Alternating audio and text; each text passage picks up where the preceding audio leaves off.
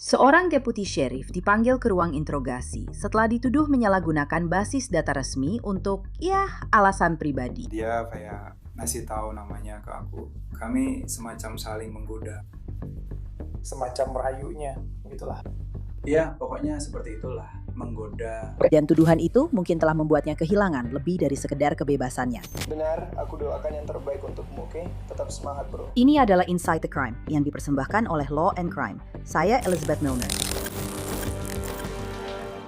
Ini tanggal 4 Maret 2026. Kami berada di Key West, Florida. Menurut kantor Sheriff Monroe County, seorang wanita memberitahu mereka bahwa salah satu deputi mereka diduga membuatnya merasa tidak nyaman. Baik, alasan saya meminta Anda datang hari ini adalah karena saya adalah supervisor unit detektif layanan pengawasan. Saya bertugas di daerah selatan. Saya baru-baru ini sedang menyelidiki salah satu deputi kami atas dugaan pelanggaran. Dan saya ingin tahu apakah Anda mengetahui tentang hal ini? Atau apakah Anda tahu apa yang saya maksud? Tidak, saya hanya ingin lamar. Ya, jadi saya tahu apa yang terjadi pada saya, tapi satu-satunya informasi lain yang saya tahu tentang dia adalah saya sedang berbicara dengan Amber dan Scotty. Dan Scotty menyebutkan bahwa dia pernah dipecat dari departemen lain. Sekarang wanita itu mengatakan dia ingat nama deputi tersebut karena awalnya dia bertemu dengannya di lokasi syuting Bad Monkey, acara Apple TV yang dibintangi oleh Vince Vaughn. Jadi, bisakah kamu ceritakan interaksimu dengan lamar? Atau bagaimana semuanya dimulai? Atau semacam itu? Ya, jadi aku berada di lokasi syuting Dead Monkey hampir sepanjang bulan Februari, tapi di hari pertama yaitu tanggal 3 Februari. Mereka mengantar kami ke lokasi adegan pertama. Dan begitu aku harus turun dari bus, rasanya langsung, benar-benar langsung. Ya Tuhan, kenapa tidak ada yang bilang kalau kita membawa model ke lokasi syuting, lamar sangat berisik. Aku langsung mengenalnya dan aku seperti ini sangat tidak nyaman. Ini bukan seperti yang kuinginkan di hari pertamaku. Maksudku, ini bukan yang aku inginkan. Dan ini terjadi tepat saat kamu turun dari bus. Begitu aku berjalan menuju shuttle, Oke. dan dia bersama polisi lain. Tapi pada saat itu, aku berpikir, apakah dia polisi sembuhan atau dia salah satu pemeran polisi di acara itu? Aku benar-benar tidak yakin. Lalu aku berpikir, ya ampun. Jadi kemudian, para pemeran pengganti kami pergi ke tempat adegannya berlangsung. Dan mereka menjelaskan adegan itu kepada kami. Aku sempat nongkrong bareng para stand-in, tapi kemudian aku berpisah karena aku ingin melihat lebih jelas apa yang sedang terjadi. Soalnya kami ditempatkan di samping. Lalu dia mendekatiku dan berkata, "Hei, maaf kalau aku membuatmu merasa tidak nyaman atau bersikap tidak sopan padamu atau apapun itu." Dan aku bilang, "Tidak, kamu baik-baik saja." Lalu dia tanya, "Siapa namamu?" Dan aku bilang, "Dengar." Lalu dia bertanya, "Kamu tinggal di sini di Key West atau kamu bagian dari kru LA?" Dan aku bilang, "Aku tinggal di Marathon. Aku dan pacarku pindah ke sini beberapa tahun lalu." Lalu dia bilang, "Keren, jadi kamu tinggal di Marathon." Aku bilang, "Iya." Lalu mereka memanggil tim kedua untuk masuk. Jadi kami pun masuk. Dan begitu kami keluar lagi dan aku sendirian, dia mendekatiku lagi dan dia bilang, "Hey, kamu punya media sosial atau semacamnya?" Dan aku langsung sadar ada cincin di jarinya. Tapi kemudian aku juga berpikir, apa dia benar-benar polisi atau cuma polisi gadungan, benar kan? Deputi itu disebut dalam laporan kasus sebagai Lamar Roman. Dan ya, dia memang seorang deputi sheriff yang sedang bertugas saat kejadian ini. Dan sepertinya, alih-alih paham isyaratnya, dia malah terus-menerus mendesak wanita ini untuk mendapatkan informasi kontak. Sampai-sampai dia melakukan berbagai cara ekstrim untuk mendapatkannya. Dan dia seperti mengeluarkan ponselnya, dan aku nggak setegas itu untuk berkata, "Tolong jangan ganggu aku." Jadi dia mengeluarkan ponselnya dan dia bilang, "Apa namanya?" Dan aku bilang, "Namaku." Aku mulai bersikap agak menjaga jarak karena aku bisa melihat sikapnya dan maksudnya. Aku bisa tahu apa yang dia inginkan. Lalu aku seperti, dan dia membuka profilku lalu dia bilang, "Kamu terkenal." Dan aku cuma bilang, "Oke." Lalu, sen ini lain, aku berjalan ke sana dan dia bilang, "Dia nggak akan membiarkanmu sendiri, serius." Aku bilang, "Enggak." Dan aku mulai merasa nggak nyaman sejak aku turun dari bus. Lalu, lalu mereka memanggil tim kedua lagi. Dan saat kami istirahat, dia datang lagi ke aku. Dan dia bilang, "Aku bisa menari loh." Dan aku cuma bilang, Oh, keren. Oke. Jadi aku mulai sedikit mengubah nada suaraku. Dan aku bilang, keren.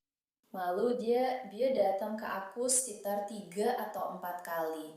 Dan aku ditarik pergi oleh stand-in lain. Lalu aku ditarik pergi oleh seorang cewek satu gereja denganku.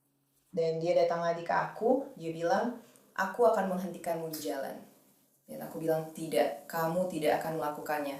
Tapi dia bilang, aku akan menemukanmu. Dan aku akan menghentikanmu di jalan. Dan dia seperti menggoda, bertingkah seolah itu hanya bercanda. Dan aku bilang, lihat, tidak, kamu tidak akan melakukannya. Aku bilang, pacarku pasti tidak akan senang. Aku tidak menyarankan itu. Lalu dia mulai tertawa-tawa menanggapi itu. Dan kemudian, saat itulah cewek satu gereja denganku itu menarikku ke samping dan dia bertanya, kamu baik-baik saja? Dan aku bilang, iya, cowok itu gak mau ninggalin aku sendirian. Dan aku melihat ke arahnya, dia sedang bersandar ngobrol sama polisi lain. Dan aku berpikir, oke, ini benar-benar aneh. Lalu terakhir kali dia mendekatiku, dia bilang, aku akan pergi dalam 30 menit. Dan aku bilang, kamu polisi beneran atau palsu? Dan dia mulai tertawa. Lalu dia bilang, aku polisi beneran. Mereka bertanya pada kami, apakah kami mau kerja shift tertentu setelah shift kami. Dan aku bilang, oke. Jadi aku bilang, oke. Lalu akhirnya aku cuma pergi begitu saja. Jadi pada tanggal 20 Februari, hari terakhir saat Bad Monkey dan semua orang ada di lokasi syuting, aku bilang ke Amber itu sekitar jam 4.12. Karena aku langsung kirim pesan dan juga menelpon pacarku untuk bilang, hey, ini baru saja terjadi. Dan aku sudah sedikit melewati Big Pine. Dan tiba-tiba aku sedang menyetir dan lalu lintasnya cukup lancar, tidak terlalu ramai. Lalu aku melihat polisi di pinggir jalan di sini. Dan dia memotong jalur truk di belakangku. Dan aku langsung berpikir ini pasti dia. Aku tahu itu dia. Dan aku bisa melihatnya di kaca spion belakangku. Dan aku berpikir lebih baik jangan suruh aku menepi. Dan dia benar-benar memberhentikanku. Lalu dia datang ke jendela penumpangku dan aku sudah menurunkan jendelanya. Dan aku bilang, aku tahu itu kamu. Aku tanya, apakah semua informasiku muncul di layar tamu?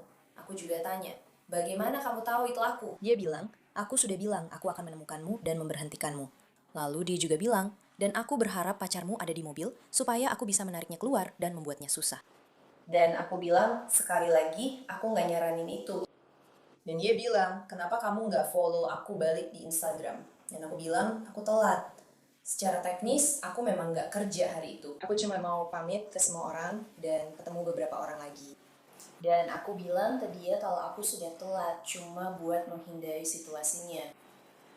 Dan aku bilang, aku harus pergi. Aku seharusnya sudah di sana jam 4. Boleh aku pergi? Dan dia bilang, iya. Dan dia terus saja seperti melihat-lihat di dalam mobilku. Dan aku bilang, boleh aku pergi sekarang? Akhirnya dia membiarkanku pergi. Oke. Dan lalu, ya, aku menceritakan hal itu ke orang-orang di sana dan mereka bilang, laporkan saja. Tapi aku merasa aku nggak tahu. Menurut laporan kasus, Deputi Roman menggunakan database kantor syarif untuk menemukan wanita ini. Berkas tersebut menyatakan, kutip, saya meninjau aktivitas David yang diberikan kepada saya dan menunjukkan bahwa Deputi Roman masuk ke David pada tanggal 3 Februari 2026 pukul 12.23.05 siang. Menerima penafian hukum pada pukul 12.23.09 siang dan mencari nama yang disamarkan pada tanggal 3 Februari 2026 pukul 12.23.54 siang. Catatan tersebut menunjukkan bahwa dia melihat detail catatan, tanda tangan, kendaraan, dan foto terbaru milik yang disamarkan. Kode tujuan yang diberikan Deputi Roman untuk pencarian tersebut adalah investigasi latar belakang. Kantor Syarif mengatakan Deputi Roman menggunakan basis data pencarian pada hari berikutnya dan mencari namanya beberapa kali. Tetapi hasilnya menunjukkan sejumlah wanita dengan nama depan dan nama belakang yang sama, namun nama tengah yang berbeda. Dia diduga mencari namanya pada 3 Februari, 4 Februari, dan 19 Februari. Pada 19 Februari itulah Deputi Roman dilaporkan menepikannya dalam sebuah penghentian kendaraan. Dokumen pengadilan menyatakan video pertama dimulai pada pukul 15.56 detik dan menunjukkan Deputi Roman mengendarai kendaraannya ke arah selatan di US 1. Rekaman diaktifkan ketika Deputi Roman mempercepat hingga 70 mil per jam saat dia melewati sebuah truk besar di zona larangan menyalip.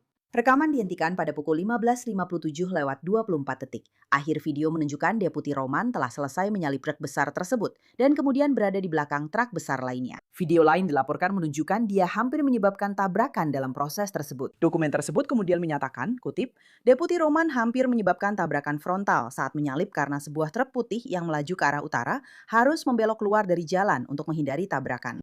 Rekaman dihentikan pada pukul 15.58 lewat 25 detik. Akhir video menunjukkan Deputi Roman selesai menyalip SUV berwarna gelap dan kemudian berada di belakang SUV berwarna gelap lainnya. Kemudian dalam video keempat, terlihat Deputi Roman bahkan tidak melaporkan pemberhentian lalu lintas melalui radionya.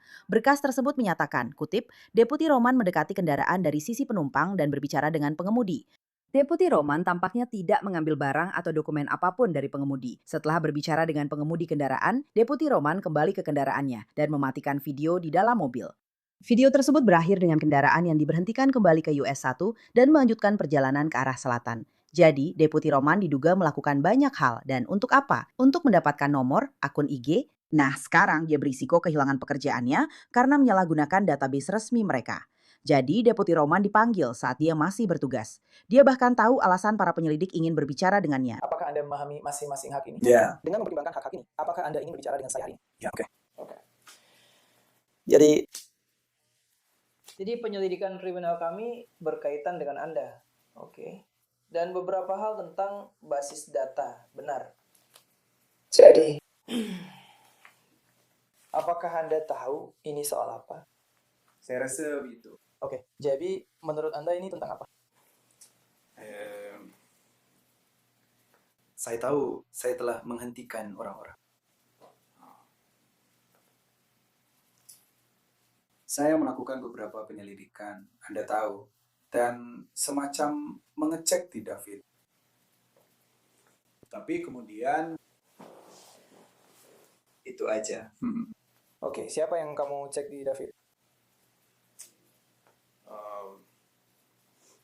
Surat perintah. Oke, maksud saya tidak berbicara dalam kapasitas kita sebagai penegak hukum. Nah, Ini sedikit melampau itu. Oke, jadi kamu tahu. Sejauh yang saya pahami. Berdasarkan apa yang sudah kita lihat. Apakah Anda tahu seseorang bernama Jason? Oke.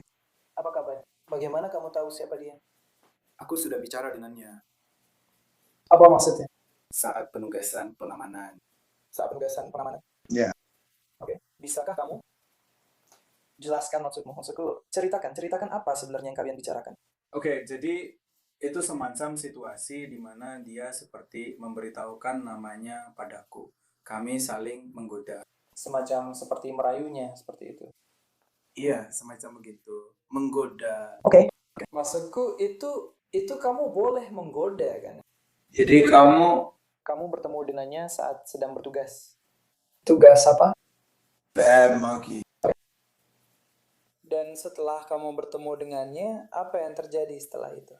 Dia seperti memberi aku petunjuk. Seperti, hey, semoga berhasil menemukan aku. Atau apalah. Seperti, kamu tahu, aku hanya bilang, aku akan melakukan sesuatu seperti itu. Dan aku semacam mencari namanya di MNI. Dan dari situ, aku mulai mencari lebih lanjut. Seperti saat kamu bilang, dia berkata, semoga beruntung menemukanku. Itu lewat pesan teks atau bagaimana? Langsung. Itu secara langsung. Iya, oke. Dan jadi semua itu terjadi selama penugasan itu. Kamu seperti lebih menggoda dan saling membalas. Pada titik tertentu, kalian sempat bertukar nomor atau apa gitu? Enggak, jadi aku cuma dapat Instagramnya. Oke, kamu dapat Instagramnya. Kamu sempat ngechat dia di Instagram nggak? Ya. Gimana percakapan kalian waktu itu? Cuma bilang hai, kayak senang bertemu denganmu, dan Cuman masuk ke DM aja? Iya. Sekali lagi, dengar. Aku pakai ponsel. iya.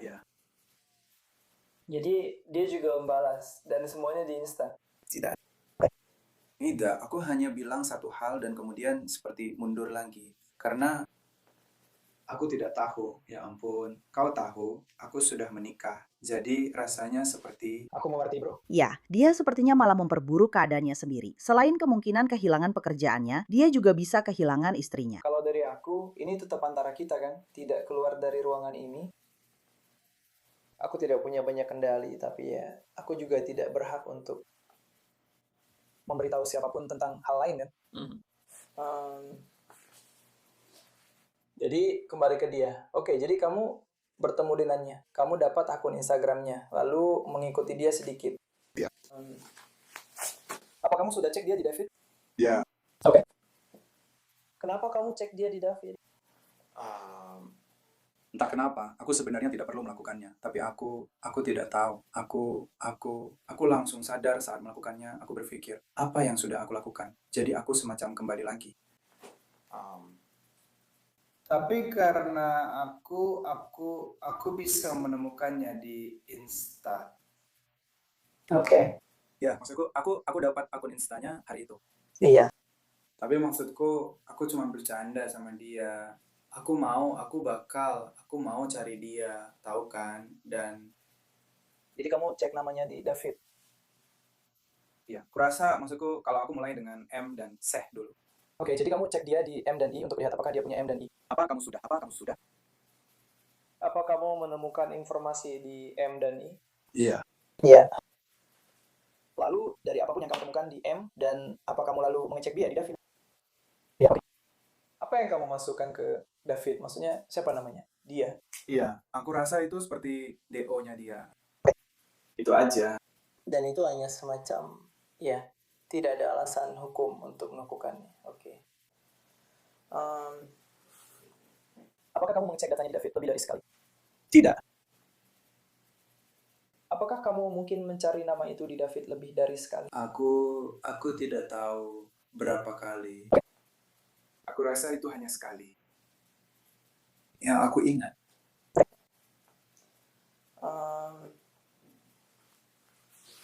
Apakah ada hal lain yang terjadi dengan perempuan ini? Maksudku yang melibatkanmu? Tidak ada hal lain. Tidak ada hal lain? Tidak ada hal lain. Oke.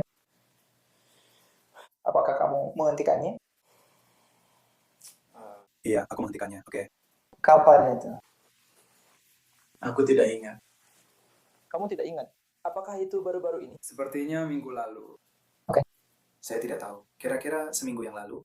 Saat kamu menghentikannya, apa kamu tahu itu dia? Ya. Apakah kamu punya alasan hukum untuk memberhentikannya? Tidak. Oke. Jadi, pada tanggal 19 ketika Anda menghentikannya, tidak ada alasan hukum untuk pemberhentian itu. Apakah Anda melaporkan pemberhentian itu melalui radio? Saya sudah mencoba, tapi saya tidak mendapat sinyal. Tapi saat itu, saya hanya ingin menyapa, tahu kan, mengejutkanmu, dan kami tertawa. Lalu ya sudah, begitu saja. Oke. Tapi kamu tidak mencatatnya di sistem atau apapun? Untuk itu, Apakah kamu memasukkan nomor platnya ke daftar pantauan? iya.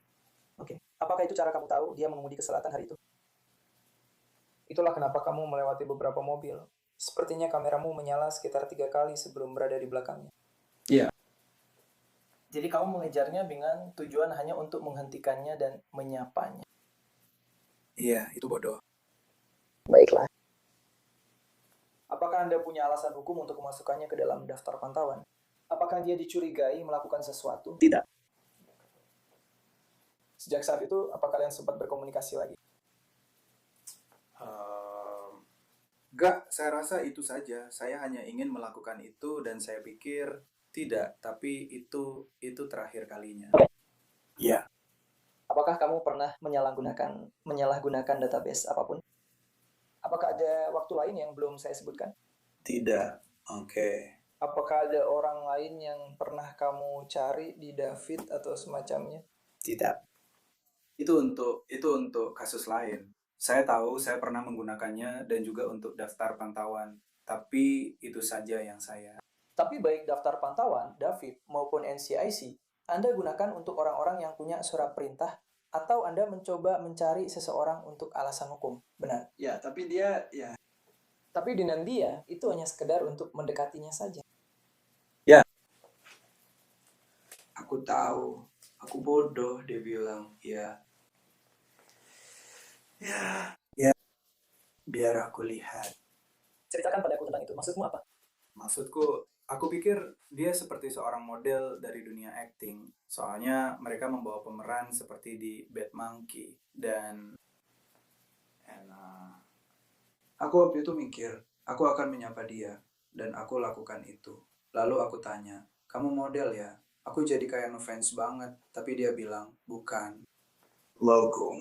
Lalu kami mulai ngobrol dan kemudian dia menyebutkan namanya. Aku bilang, harusnya kamu harus follow aku. Dia bilang, apa kamu kayak orang Instagram gitu, buat di follow. Dan dia jadi mengikuti aku. Dia tinggal di Marathon. Apakah kamu pernah memeriksa kendaraan atau SIM-nya namanya melalui F dan NCIC sama sekali? Seperti di mobilmu. Sepertinya iya. Aku merasa itu mungkin mobilnya dia. Mobil dia, oke. Seperti plat nomornya dia. Plat nomor. Apa yang dia dapat dari David? Saya rasa begitu. Itu antara mobil atau VR-nya. Kapan kamu masukkannya ke daftar pemantauan? Itu sekitar awal Februari, oke. Jadi itu tepat setelah kamu seperti itu. Itu yang pertama ya, itu tanggal 3 Februari. Kamu masukkan datanya ke sistem pembaca plat nomor? Aku pikir mungkin beberapa hari setelahnya. Aku tidak ingat. Seperti tepat setelah kamu bertemu dengannya? Iya. Lalu kamu tidak mendapat hasil apapun?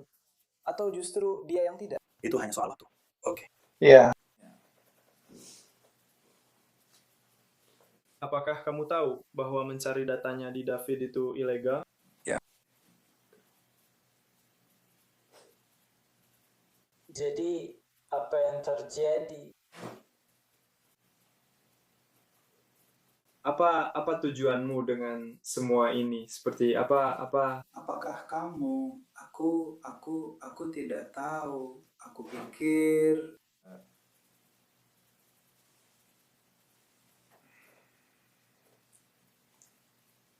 Aku tidak tahu. Aku pikir hanya bertemu seseorang seperti itu, kau tahu, dan semacam merasakan sensasinya dari situ. Dan kau tahu, dia memberi harapan, dan ya, pokoknya begitulah. Aku tidak tahu. Dia tipe orang yang mendorong hal itu. Setelah wawancara dengan para penyelidik, Lamar Roman mengirim email kepada kapten dan letnannya. Kabarnya, email itu berbunyi, kutipan kepada staf komando. Saya menulis untuk menyampaikan permintaan maaf yang tulus dan mengakui kekecewaan yang ditimbulkan oleh tindakan saya di dalam kantor Sheriff Monroe County. Saya memahami bahwa keputusan yang saya buat mencerminkan penilaian yang buruk dan saya bertanggung jawab penuh atas dampak dari keputusan tersebut terhadap regu saya, para atasan, dan lembaga secara keseluruhan. Sangat mengecewakan bagi saya bahwa tindakan saya telah menimbulkan gangguan yang tidak perlu dan menempatkan orang lain dalam posisi yang sulit. Saya menyesal telah membiarkan masalah pribadi dan kesalahan dalam pertimbangan memengaruhi profesionalisme dan pengambilan keputusan saya. Saya menyadari bahwa saya harus bertanggung jawab untuk mengatasi masalah-masalah tersebut dan memastikan bahwa saya belajar dari pengalaman ini. Email tersebut kemudian menyatakan kutipan, "Kedepannya, saya berniat untuk fokus pada pertumbuhan pribadi, tanggung jawab, dan memastikan bahwa saya belajar dari pengalaman ini agar saya tidak mengulangi kesalahan-kesalahan ini. Saya menyesal telah mengecewakan tim saya, dan saya akan terus berusaha menjadi pribadi dan profesional yang lebih baik sebagai hasil dari situasi ini." Kemudian dia menutup email tersebut dengan menulis, "Hormat saya, Lamar Roman." Menurut laporan kasus, wanita tersebut tidak ingin menuntut Deputi Roman, tetapi departemennya yang melakukannya. Jika Anda sudah menyiapkan orang yang mengurus jaminan pembebasan dan segala sesuatunya, mereka bahkan tidak Anda tahu, tidak, saya tidak punya 5.000. ingin bicara dengan istrimu sebelum kamu masuk ke mobil. Menurut kantor Sheriff Monroe County, Deputi Lamar Roman didakwa atas penyalahgunaan komputer milik aparat penegak hukum, jaringan komputer, dan perangkat elektronik. Selain itu, dia ditangkap di depan istrinya, dan departemen mengatakan dia telah diberhentikan dari pekerjaannya. Jadi kami sedang berusaha memberikan sesuatu untuknya. Maaf. Silahkan bicara dengan agen penjaminan untuk mendapatkan uang jaminan dan hal-hal seperti itu. Jadi apakah dia akan menginap di sana semalaman atau tidak?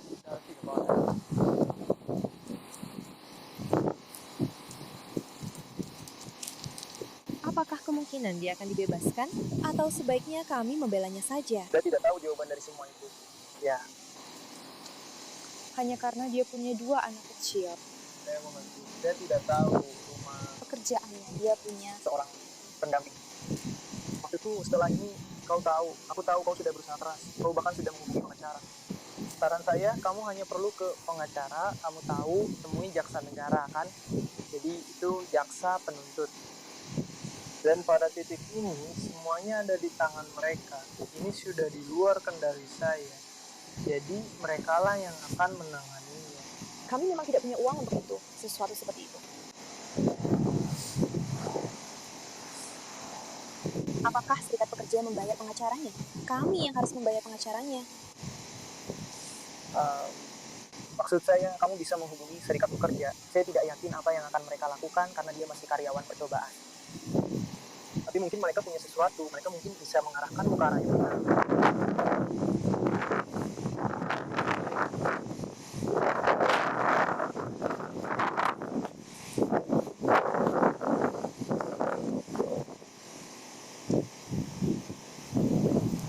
Ya, bisakah kita menyerahkan dirinya besok saja? Tidak, sekarang tidak. Surat perintahnya masih aktif. Dia ada di depan kita. Tapi aku tidak akan bisa menangani.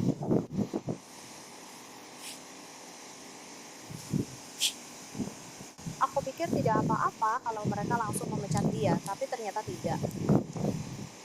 Bukan, maksudku aku bilang ke dia kalau aku masih melakukan penyelidikan, tanda-tanda dan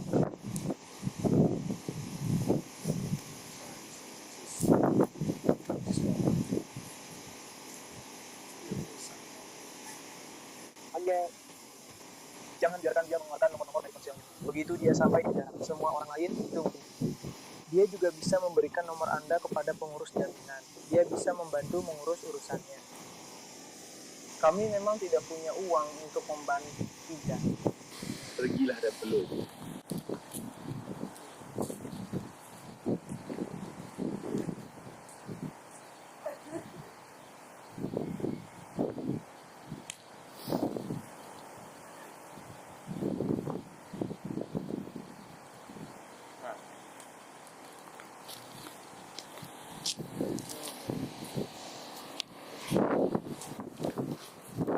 Tidak ada senjata seperti pisau, ada yang lain.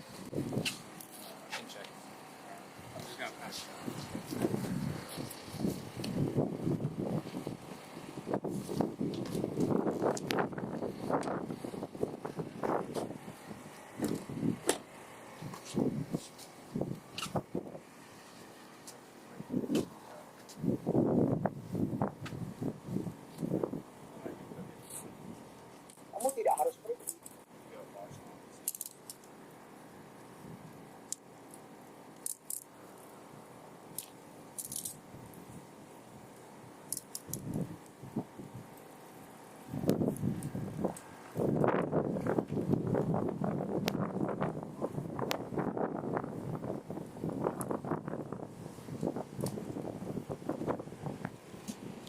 Beritahu aku jika kamu butuh sesuatu. Oke. Kalau aku punya masalah dengan surat perintah itu, tapi itu seharusnya sudah ada di sistem kan? Selama itu ada di sistem, Seharusnya cukup untuk sebuah layanan. Roman, maaf ya bro. Emang begitulah adanya. Kita sudah di sini sekarang. Tapi ingat apa yang aku bilang. Soal ini cuma hambatan kecil, oke? Enggak, memang kelihatannya begitu sekarang. Tapi kalau dilihat secara keseluruhan, lo bakal bisa lewatin ini bro. Benar, gue doain yang terbaik buat lo, oke? Tetap semangat bro. Lama Roman dipindahkan ke penjara Kabupaten Monroe. Dia dibebaskan setelah membayar jaminan sebesar $50.000. Catatan pengadilan online menunjukkan bahwa minggu lalu, Lama Roman mengikuti program intervensi pra-persidangan. Artinya, selama dia menyelesaikan tugas-tugas yang diwajibkan seperti kerja sosial atau konseling, tuduhannya bisa dibatalkan. Terima kasih sudah bergabung bersama saya di episode Inside the Crime kali ini. Saya Elizabeth Milner dan kita akan bertemu lagi di sini besok dengan kasus lainnya.